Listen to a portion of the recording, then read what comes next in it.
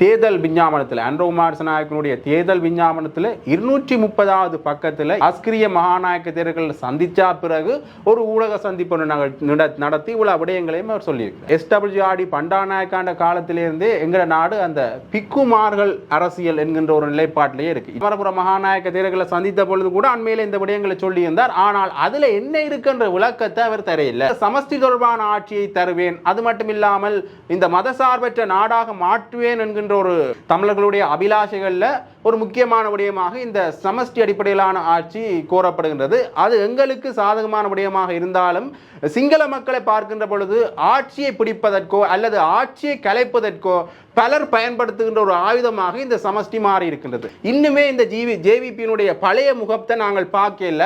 இப்ப கொஞ்சம் கொஞ்சமாக தான் அவர்கள் தங்களுடைய முகத்தை காட்டிக்கொண்டு வருகின்றார்கள். ஆக அவர்கள் நாட்டில் ஒரு மாற்றம் ஒன்று வந்தது என்பது உண்மைதான். அது தென்னிலங்கை மக்களுக்கான மாற்றம். போட் பண்ணி பழைய பாராளுமன்றம் ஒரு தரம் போகக்கூடாது. 2 நரிகள் 2-3 நரிகள் மட்டக்களப்பில் ஒரு நரி, இந்த 2 நரி 3 நரியும் சேர்ந்துதான் இதெல்லாத்தையும் குழப்பி கூத்தாடிகளை பிரித்தவங்க நாங்கள். இன்றைக்கு இந்த நிலைமைக்கு வந்த காரணம் இதுதான். இல்லாட்டி இன்றைக்கு சங்கு சின்னம் இன்றைக்கு எங்கேயோ இருக்கும். இன்றைக்கு நாங்கள் நினைச்சதை சாதிச்சிருப்போம்.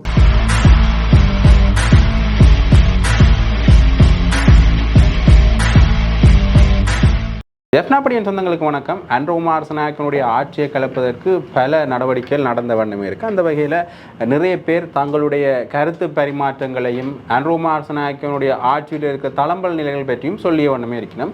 குறிப்பாக மஹிந்த ராஜபக்சவுடைய ஆட்சியில் நடந்த விடயங்களை இவர் வெளிக்கொண்டு வாரார்.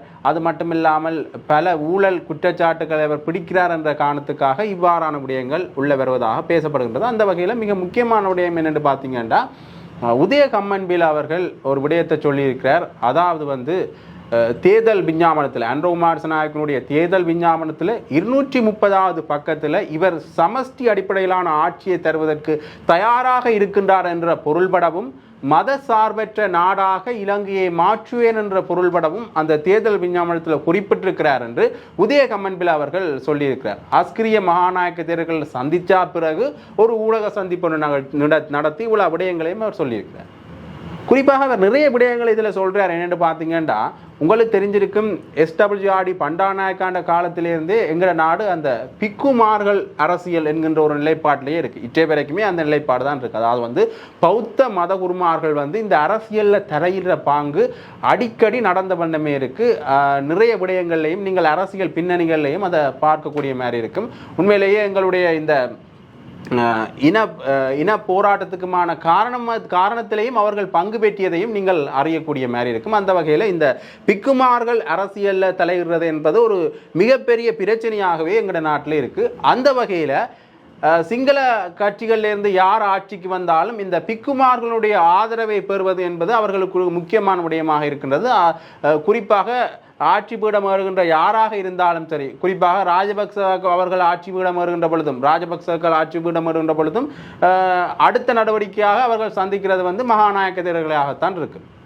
ரணில் விக்ரமசிங்கவாக இருக்கட்டும். அந்த வகையில் அன்ரோ மாரசநாயக்க கூட ஆட்சி பீடம் ஏறினா பிறகு அவர் மகாநாயக்க தேர்தல்களை சந்தித்து கலந்துரையாடியிருந்தவர். அந்த வகையில் அவர் கலந்துரையாடுகின்ற பொழுது ஒரு புதிய அரசியலமைப்பை தருவேன் என்று கூறியிருந்தார்.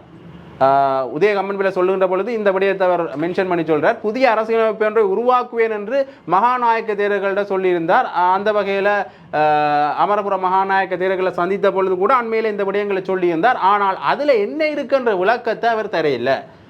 ஆக அதில் என்ன விடயம் இருக்குண்டா, இந்த சமஷ்டி தொடர்பான ஆட்சியை தருவேன், அது மட்டும் இல்லாமல் இந்த மதசார்பற்ற நாடாக மாற்றுவேன் என்கின்ற ஒரு விடயம் அதில் குறிப்பிடப்பட்டிருக்கு என்று உதய கம்மன்பில் அவர்கள் பல இடங்கள்லையும் தன் கருத்து தெரிவிச்சிருக்கிறார். குறிப்பாக இந்த பிக்குமார்களுக்கு மதகுருமார்களுக்கு மகாநாயக்க தேரர்கள் அனைவருக்கும் இது தொடர்பான விளக்கத்தை தருவதற்கும் தான் தயாராக இருப்பதாக உதய கம்மன்பில் அவர்கள் சொல்லிக்கொண்டே இருக்கிறார். அந்த வகையில் அவர் என்ன விடயத்தை மென்ஷன் பண்ண வாரார் என்று பார்த்தீங்கன்னா, இந்த விடயத்தில் அவர் சொல்ல வார விடயம் என்னென்று பார்த்தா, இந்த இடத்துல குறிப்பிட்ட இந்த இடத்துல அதாவது இலங்கை என்ற இந்த நாட்டில் மதச்சார்பற்ற நாடாக இந்த நாடு இருக்க முடியாது. அது மட்டுமில்லாமல் சமஷ்டி அடிப்படையில் இங்கு அதிகார பெயர் வழங்கப்படக்கூடாது என்பதில் உறுதியாக இருக்கின்றார்கள். உங்களுக்கு தெரியும், ஏற்கனவே இந்த இனவாதம் கதைக்கிற அது மட்டுமில்லாமல் ஒரு இனத்துவ ஆட்சியை மேற்கொள்கிற ஒரு முக்கிய தரப்புகளில் பிமல் வீரவின்சவாக இருக்கட்டும், அது மட்டும் இல்லாமல் உதய கம்மன் பிளவாக இருக்கட்டும், பலர் வந்து இந்த சிங்கள அரசியல்வாதிகள் இன்று வரைக்கும் அந்த இனத்துவ ஆட்சி இனவாத கருத்துக்களை பரப்புறதுல முக்கியமானவர்களாக கருதப்படுகின்றார்கள். அந்த வகையில் அவர் இந்த கருத்தை சொன்னது இந்த அன்று ஆட்சியில் வந்து ஒரு பரபரப்பை ஏற்படுத்தி இருக்கு. உங்களுக்கு தெரிஞ்சிருக்கும், இந்த தமிழர்கள் தரப்புல வந்து இந்த சமஷ்டி என்றது வந்து நாங்கள் கேட்டுக்கொண்டிருக்கிற விடயங்கள்லேயே இது ஒரு முக்கிய விடயமாக பார்க்கப்பட்டது. அதாவது தமிழர்களுடைய அபிலாஷைகளில் ஒரு முக்கியமான விடயமாக இந்த சமஷ்டி அடிப்படையிலான ஆட்சி கோரப்படுகின்றது. அது எங்களுக்கு சாதகமான விடயமாக இருந்தாலும் சிங்கள மக்களை பார்க்கின்ற பொழுது ஆட்சியை பிடிப்பதற்கோ அல்லது ஆட்சியை கலைப்பதற்கோ பலர் பயன்படுத்துகின்ற ஒரு ஆயுதமாக இந்த சமஷ்டி மாறி இருக்கின்றது. இன்றைய காலகட்டங்களில் சிங்கள அரசியல்வாதிகள் பலரும் இந்த சமஷ்டியை அடிப்படையாக கொண்டு சமஷ்டியை இந்த அரசியல்வாதி தரப்போகின்றார், இந்த ஆட்சி பீடம் ஏறியவர் சமஷ்டி நாடாக மாற்றப் போகின்றார், ஒற்றை ஆட்சிக்குள் நாங்கள் வாழ முடியாது, பௌத்தர்களுடைய நாடு கைவிடப்பட போகின்றது, இங்கே பௌத்தத்துக்கு முன்னுரிமை வழங்கப்படாது என்கின்ற கருத்துக்களை வைத்து ஒரு ஆட்சியை கலைப்பதற்கும் அல்லது ஆட்சி பீடம் ஏறுவதற்கும் அதை பயன்படுத்தி கொண்டிருக்கிறார்கள். காரணம் என்று பார்த்தீங்கன்னா, இந்த பெரும்பான்மை மக்களுடைய வாக்கு வங்கியை சேகரிப்பதற்காக அவர்கள் இந்த பொருளில் பேசுகின்றார்கள். அந்த வகையில் உதயகம்மன் பிளவும் இந்த பொருளில் தான் பேசியிருக்கிறார் என்றும் கூறப்படுகின்றது. உண்மையிலேயே இந்த விடயத்தை பார்க்க நாங்கள் என்னத்தை யோசிக்கணும் என்றால், இந்த அன்ருகுமார் திசாநாயக்கனுடைய ஆட்சியை கலைப்பதற்கான ஒரு விடயமாக இது அவர்கள் எடுத்திருக்கின்றார்கள், அல்லது பாராளுமன்ற தேர்தலில் அவருக்கு பெரும்பான்மையை குறைப்பதற்கான ஒரு விடயமாகவும் இந்த ஆயுதத்தை கையில் எடுத்திருக்கின்றார்கள் என்று தான் சொல்லணும். அதாவது வந்து இந்த பௌத்த பீடத்துக்கு முன்னுரிமை கொடுக்காம, அது மட்டும் இல்லாமல் இந்த சமஷ்டி அடிப்படையிலான நாடாக இலங்கையை மாற்றுவது போன்ற இந்த இரு விடயங்களையும் குறிப்பிட்டிருக்கிறார்கள். குறிப்பாக அவர்கள் கூறுகின்ற பொழுது மக்கள் இந்த தேர்தல் பரபரப்புகளில் இந்த விடயத்தை மறந்து போற்றினவர், தேர்தல் விஞ்ஞாபனத்தில் சொன்ன விடயங்களை. ஆனால் இந்த 230வது பக்கத்தில் இது கட்டாயமான ஒரு விடயமாக இருக்கின்றது, மக்கள் இதை கவனத்தில் கொள்ளணும், மக்கள் இதை விளங்கிக் கொள்ளணும் என்றும் அவர் குறிப்பிட்டிருக்கிறார். உண்மையிலேயே இது ஒரு பெரிய ஒரு பரபரப்பான விஷயமாகவும் விமர்சனத்துக்குரிய விஷயமாகவும் தான் பார்க்கப்படுகின்றது. ஏனென்றால் இப்படி ஒரு பொது வழியில் இவர் சொல்லியிருக்கிறது வந்து ஒரு விமர்சன பார்வையில் பார்க்கப்படுகின்றது. மீண்டும் இனத்துவத்தை பரப்புகின்றார் என்கின்ற பொருள்படவும் பலர் இவரை விமர்சித்து கொண்டே இருக்கிறோம். அந்த வகையில் இன்னொரு முக்கியமான விடயம் என்று பார்த்தீங்கன்னா, அன்ருகுமார் திசாநாயக்க மீது ஏற்கனவே ஒரு குற்றச்சாட்டு காணப்படுகின்றது. இவர் ராஜபக்சர்களுக்கான நிறைய கைதுகளை எதிர்பார்த்தார்கள் மக்கள். ராஜபக்சர்கள் பிறகு கைது செய்யப்படுவார்கள், அவர்களுடைய ஊழல்கள் வெளியில் கொண்டு வரப்படும் என்று எதிர்பார்த்தார்கள். ஆனால் அவர் இற்றை வரைக்குமே அவர்கள் சம்பந்தமாக இந்த ஒரு கைதுகளையும் மேற்கொள்ளவில்லை என்கின்ற ஒரு கேள்வி எழுந்திருந்தது. அந்த வகையில் அண்மையில் ஜோன்சன் பெர்னாண்டோ அவர்கள் கைது செய்யப்பட்டிருக்கிறார். அந்த அவருடைய BMW கார் சம்பந்தமான ஊழல் தொடர்பாக அவர் கைது செய்யப்படுகின்றார். அந்த வகையில் இன்னொரு வழக்கும் அவரிடம் மேலே இருந்த இன்னொரு வழக்கம், அதாவது 2025ஆம் ஆண்டு ஒத்திவைக்கப்பட்ட வழக்கு இப்போ எடுத்துக்கொள்ளப்பட்டிருக்கிறது. என்ன வழக்குன்னு பார்த்தீங்கன்னா, ஒரு பொது அரசியல் நிகழ்வில் பங்கேற்ற பொழுது அன்ருகுமார் திசாநாயக்கனுடைய பேருக்கு களங்கம் விளைப்பது தொடர்பான கருத்துக்களை வெளியிட்டார் என்ற பெயரில் ஜோன்சன் பெர்னாண்டோ அவர்கள் மீது 500 மில்லியன் ரூபாய் நஷ்டஈடு வழக்கு அன்ருகுமார் திசாநாயக்க அவர்கள் தொடர்ந்திருந்தார்.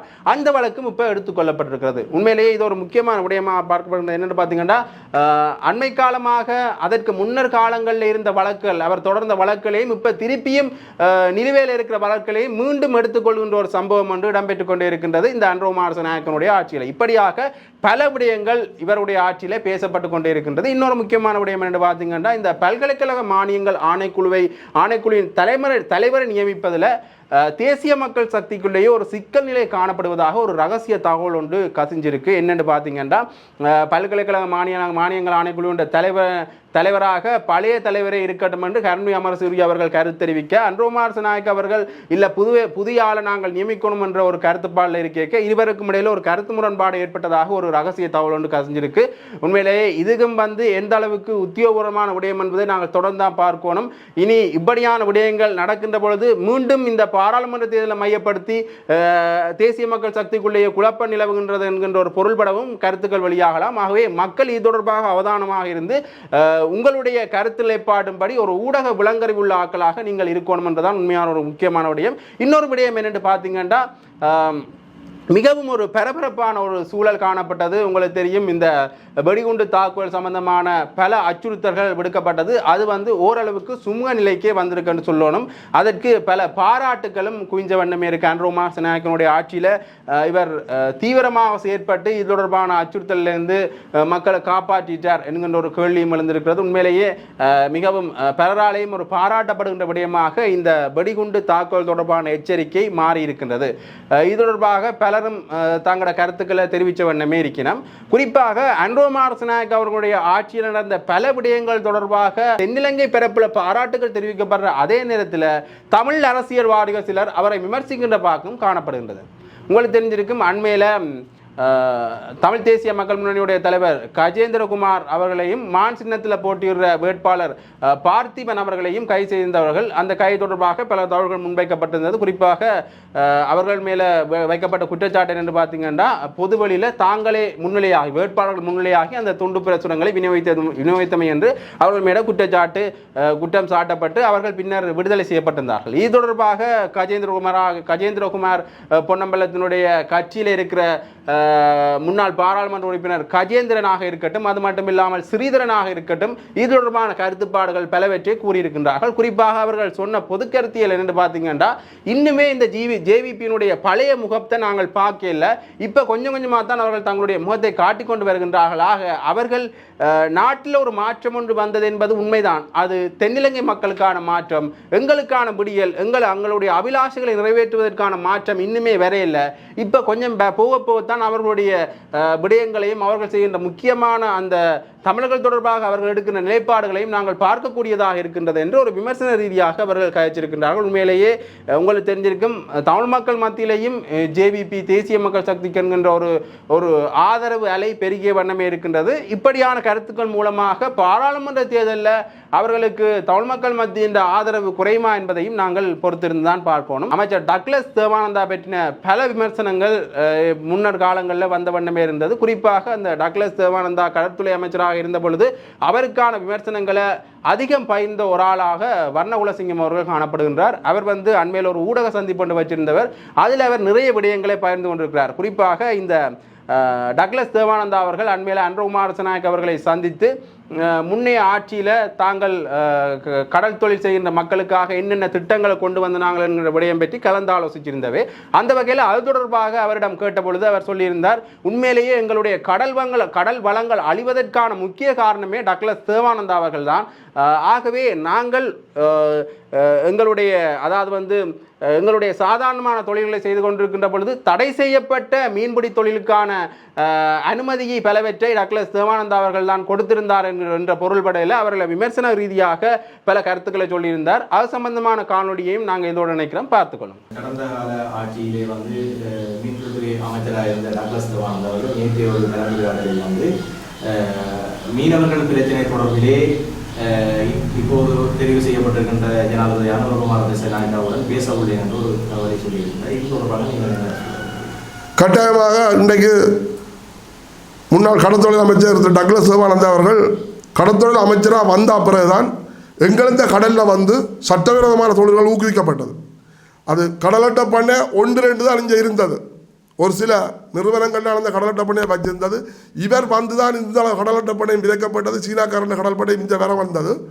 அதே போல் இன்றைக்கு சுருக்கு வரி என்ற சாமான் 2.25 கண்ணுக்கு மேலே 10 கடல் 12 கடல் மைலுக்கு அங்கால காலை 6 மணியிலிருந்து பின்னேரம் 5 மணிக்குள்ள தான் நாங்கள் தொழில் செய்யணும். அதுவும் ஒரு படையில் தான் போகணும் என்று சொல்லி அதுதான் சட்டம் ஒன்று இருக்குது.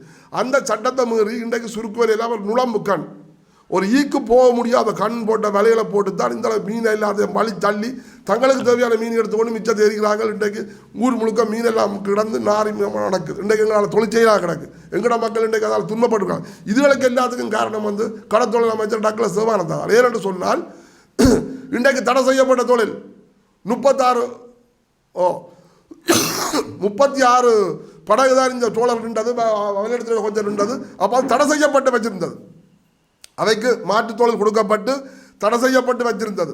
இனிமேல் நீங்கள் வேறு தொழில் தான் செய்யணும், இது தடை செய்யப்பட்ட தொழில், இந்த தொழில் செய்யலாது, உலகத்திலே தடை செய்யப்பட்ட தொழில், இந்த தொழில் செய்யலான்னு சொல்லி தடை செய்யப்பட்டு வந்திருக்கீங்களா. குருநேரில் $39 என்னவோ நின்றது. அதுக்கு நீரியல்வளத்துறை கொழும்பில் நீரியல்வளத்துறை கொடுத்து அவைக்கு தொழில் உபகரணங்கள் கொடுக்கப்பட்டு எங்கட சம்மேளனம் யாழ் மாவட்ட சம்மேளனம் தவறத்திரையாக இருந்தவர் இன்றைக்கு அவர் காலம் நின்றுட்டார். இன்றைக்கு தவறத்திரையாக இருக்க ஒவ்வொரு டோலருக்கு 3 லட்சம் ரூபா கொடுத்து அவைகளை மாற்று தொழில் செய்ய சொல்லி கொடுத்து அந்த தொழில் தடை செய்யப்பட்டு வச்சிருந்தது. இன்றைக்கு அதே டக்ளஸ் தேவானந்தா அவர்கள் தான் கொடிகாட்டி 3 மாதம் தொழில் செய்யும் கொண்டு சொல்லி கேட்டதுக்கு நாங்கள் 3 மாதம் தொழில் செய்ய சொல்லி கொடிகாட்டி விட்டவர். இன்றைக்கு இந்த படகுகள் இன்றைக்கு எத்தனை வந்திருக்கு? 550-600 படகுகளுக்கிட்ட வந்திருக்கு.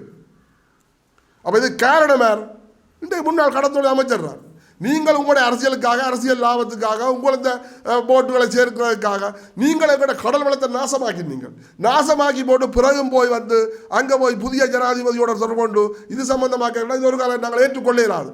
வடக்கு கிழக்கில் உள்ள மக்கள் கடைசி மட்டும் இதை ஏற்றுக்கொள்ள மாட்டோம். அப்படி ஒன்று நடக்குமா இருந்தால் ஜனாதிபதிக்கு எதிரான முறையில் நாங்கள் கடத்தொழில் சம்பவம் வந்து ஒரு போராட்டத்தை துவங்க வேண்டி வரும்.